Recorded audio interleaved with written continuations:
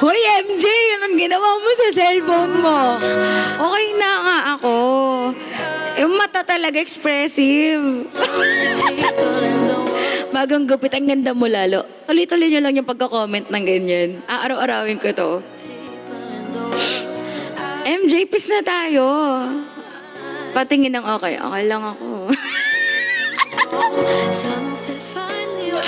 Mga tabi. Hindi kasi kanina, Ay! Ay, recorded nga pala to. Ang arte ang pabebe ko doon. Ayun. Ay, Kuroy. Ay, Tisoy. Thank you, Kuroy. Eh, hindi kasi, MJ, peace na tayo. Kanina kasi, ayoko lang talagang buksan yung personal na ano ko, pinagdadaanan. Pero yes, may pinagdadaanan ako. Hindi naman ako galit.